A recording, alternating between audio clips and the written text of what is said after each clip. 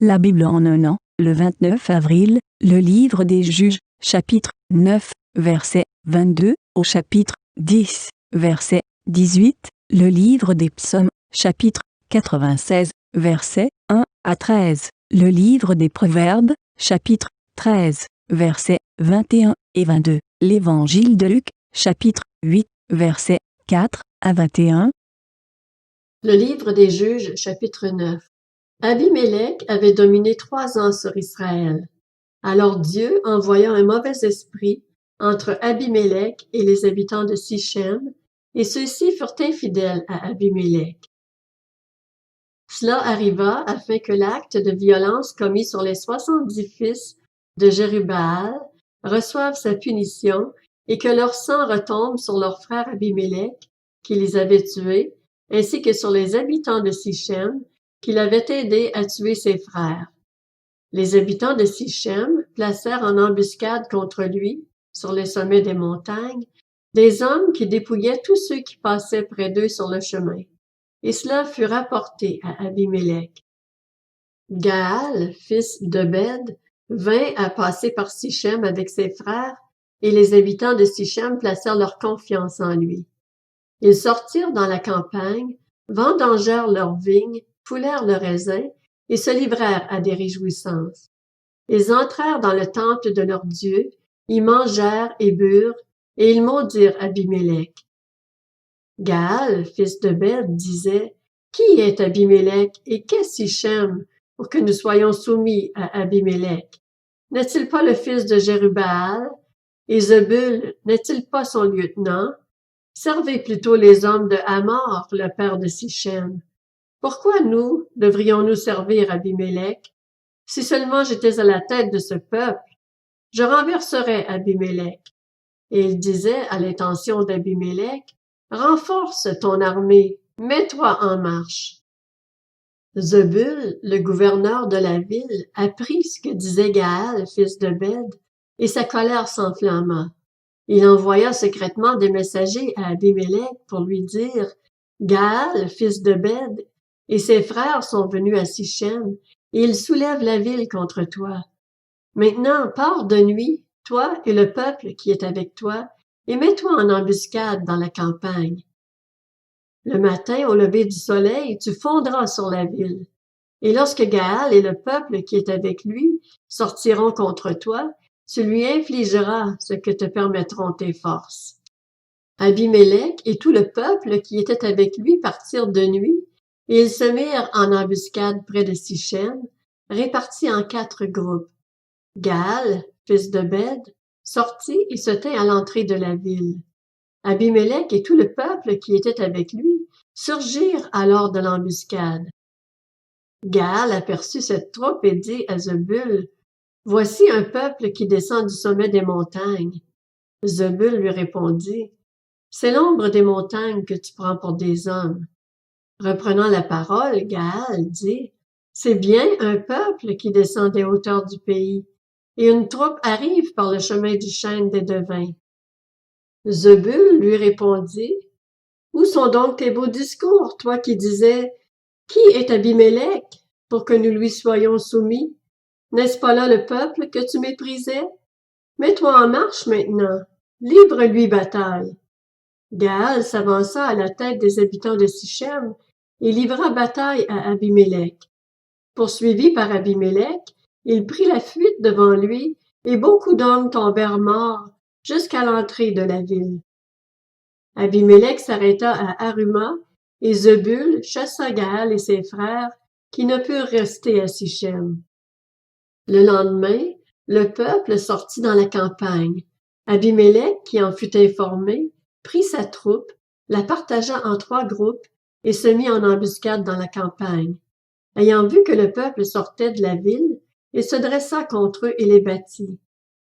Abimélec et les groupes qui étaient avec lui se portèrent en avant et se placèrent à l'entrée de la ville.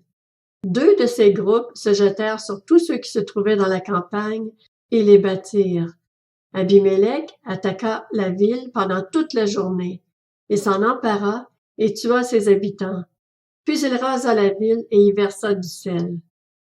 À cette nouvelle, tous les occupants de la citadelle de Sichem se rendirent dans la partie fortifiée du temple du dieu Berit. On avertit Abimélec que tous les occupants de la citadelle de Sichem s'y étaient rassemblés. Alors Abimélec monta sur le mont Salmon, ainsi que tout le peuple qui était avec lui. Il prit en main une hache, coupa une branche d'arbre, l'enleva et la mit sur son épaule. Ensuite il dit au peuple qui était avec lui, « Vous avez vu ce que j'ai fait, dépêchez-vous de faire comme moi. » Ils coupèrent chacun une branche et suivirent Abimélec. Puis ils placèrent les branches contre la forteresse et l'incendièrent avec ceux qui s'y trouvaient. C'est ainsi que tous les occupants de la citadelle de Sichem moururent. Ils étaient 1 millier, hommes et femmes. Abimélec marcha contre Thébets. Il l'assiégea et s'en empara.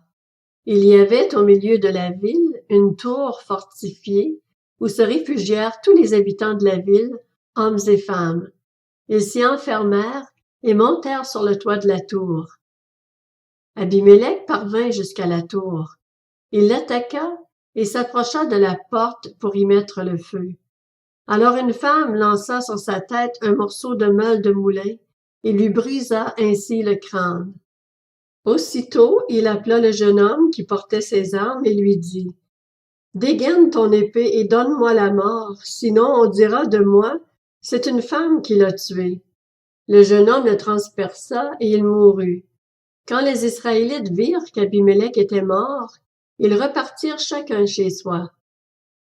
Ainsi Dieu fit retomber sur Abimélec le mal qu'il avait fait à son père en tuant ses 70 frères, et il fit retomber sur la tête des habitants de Sichem tout le mal qu'ils avaient fait. C'est ainsi que s'accomplit sur eux la malédiction de Jotham, fils de Jérubbaal. Le livre des Juges, chapitre 10. Après Abimélec, Tola, fils de Pua et petit-fils de Dodo, membre de la tribu d'Issachar, se leva pour délivrer Israël. Il habitait à Shamir dans la région montagneuse d'Éphraïm. Il fut juge en Israël pendant 23 ans. Puis il mourut et fut enterré à Shamir. Après lui se leva Jaïr le Galaadite, qui fut juge en Israël pendant 22 ans. Il avait 30 fils qui montaient sur 30 ânons et qui possédaient 30 villes, appelées aujourd'hui encore bourgs de Jaïr, et situées dans le pays de Galaad. Puis Jaïr mourut et fut enterré à Camon. Les Israélites firent encore ce qui déplaît à l'Éternel. Ils servirent les Baals et les Astartés, les dieux de la Syrie, de Sidon, de Moab, des Ammonites et des Philistins. Ils abandonnèrent l'Éternel et ne le servirent plus. La colère de l'Éternel s'enflamma contre Israël, et il les vendit aux Philistins et aux Ammonites.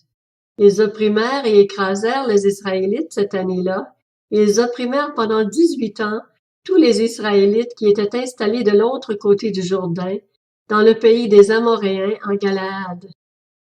Les Ammonites passèrent le Jourdain pour combattre aussi contre Juda, contre Benjamin et contre la communauté d'Éphraïm. Israël fut dans une grande détresse. Les Israélites crièrent à l'Éternel en disant, « Nous avons péché contre toi, car nous avons abandonné notre Dieu et nous avons servi les Baals. » L'Éternel dit aux Israélites, « Ne vous ai-je pas délivré des Égyptiens, des Amoréens, des Ammonites, des Philistins? Lorsque les Sidoniens, les Amalécites et les Maonites vous ont opprimés, et que vous avez crié à moi, ne vous ai-je pas délivré de leurs mains? Mais vous m'avez abandonné, et vous avez servi d'autres dieux. C'est pourquoi je ne vous délivrerai plus. Allez crier vers les dieux que vous avez choisis, qu'ils vous délivrent dans votre temps de détresse. » Les Israélites dirent à l'Éternel, « Nous avons péché, traite-nous comme il te plaira. Seulement nous t'en prions, délivre-nous aujourd'hui. » Ils enlevèrent les dieux étrangers du milieu d'eux et servirent l'Éternel, qui fut touché par la souffrance d'Israël. Les Ammonites se rassemblèrent et installèrent leur camp en Galaad. De leur côté, les Israélites se rassemblèrent et installèrent leur camp à Mitzpa. Le peuple et les chefs de Galaad se dirent l'un à l'autre, Quel est l'homme qui commencera l'attaque contre les Ammonites? Il sera le chef de tous les habitants de Galaad. Le livre des Psaumes, chapitre 96. Chantez en l'honneur de l'Éternel un cantique nouveau. Chantez en l'honneur de l'Éternel, habitants de toute la terre. Chantez en l'honneur de l'Éternel, bénissez son nom, annoncez de jour en jour son salut. Racontez sa gloire parmi les nations, ses merveilles parmi tous les peuples. Oui, l'Éternel est grand et digne de recevoir toute louange. Il est redoutable, plus que tous les dieux. En effet, tous les dieux des peuples ne sont que des faux dieux, alors que l'Éternel a fait le ciel. La splendeur et la magnificence sont devant lui, la force et la gloire remplissent son sanctuaire. Famille des peuples, rendez à l'Éternel gloire et honneur. Rendez à l'Éternel la gloire due à son nom. Apportez-lui des offrandes et entrez dans ses parvis. Prosternez-vous devant l'Éternel avec des ornements sacrés. Tremblez devant lui, habitants de toute la terre. Dites parmi les nations, l'Éternel règne. Aussi le monde est ferme, il n'est pas ébranlé. L'Éternel juge les peuples avec droiture. Que le ciel se réjouisse, que la terre soit dans l'allégresse, que la mer retentisse avec tout ce qu'elle contient, que la campagne et tout ce qui s'y trouve soient en fête, que tous les arbres des forêts poussent des cris de joie devant l'Éternel, car il vient, oui, il vient pour juger la terre. Il jugera le monde avec justice et les peuples suivant sa fidélité. Le livre des Proverbes, chapitre 13. Le malheur poursuit les pécheurs, tandis que le bonheur récompense les justes. L'homme de bien laisse un héritage aux enfants de ses enfants, tandis que les richesses du pécheur sont en réserve pour le juste. L'Évangile de Luc, chapitre 8. Une grande foule se rassembla, et des gens vinrent vers lui de diverses villes. Alors il dit cette parabole. Un semeur sortit pour semer sa semence. Comme il semait, une partie de la semence tomba le long du chemin. Elle fut piétinée et les oiseaux du ciel la mangèrent. Une autre partie tomba sur un sol pierreux. Quand elle eut poussé, elle sécha parce qu'elle manquait d'humidité. Une autre partie tomba au milieu des ronces. Les ronces poussèrent avec elle et l'étouffèrent.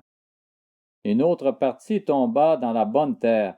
Quand elle eut poussé, elle produisit du fruit au centuple. Après cela, Jésus dit à haute voix, que celui qui a des oreilles pour entendre, entende. Ses disciples lui demandèrent ce que signifiait cette parabole. Il répondit, il vous a été donné à vous de connaître les mystères du royaume de Dieu, mais pour les autres, cela est dit en parabole, afin qu'en voyant, ils ne voient pas, et qu'en entendant, ils ne comprennent pas.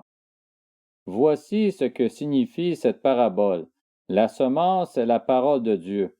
Ceux qui sont le long du chemin, ce sont ceux qui entendent, puis le diable vient et enlève la parole de leur cœur, de peur qu'ils ne croient et soient sauvés. Ceux qui sont sur le sol pierreux, ce sont ceux qui, lorsqu'ils entendent la parole, l'acceptent avec joie, mais ils n'ont pas de racines, ils croient pour un temps et abandonnent au moment de l'épreuve. Ce qui est tombé parmi les ronces, ce sont ceux qui ont entendu la parole, mais en cours de route, ils la laissent étouffer par les préoccupations, les richesses et les plaisirs de la vie, et ils ne parviennent pas à la maturité. Ce qui est tombé dans la bonne terre, ce sont ceux qui ont entendu la parole avec un cœur honnête et bon. La retiennent et portent du fruit avec persévérance. Personne n'allume une lampe pour la couvrir d'un vase ou la mettre sous un lit, mais il la met sur un support afin que ceux qui entrent voient la lumière. Il n'y a en effet rien de caché qui ne doit être mis en lumière, rien de secret qui ne doit être connu et mis au jour. Faites donc bien attention à la manière dont vous écoutez, car on donnera à celui qui a, mais à celui qui n'a pas, on enlèvera même ce qu'il croit avoir. La mère et les frères de Jésus vinrent le trouver, mais ils ne pouvaient pas l'approcher à cause de la foule, On lui dit, ta mère et tes frères sont dehors et désirent te voir. Mais il répondit, ma mère et mes frères, ce sont ceux qui écoutent la parole de Dieu et qui la mettent en pratique.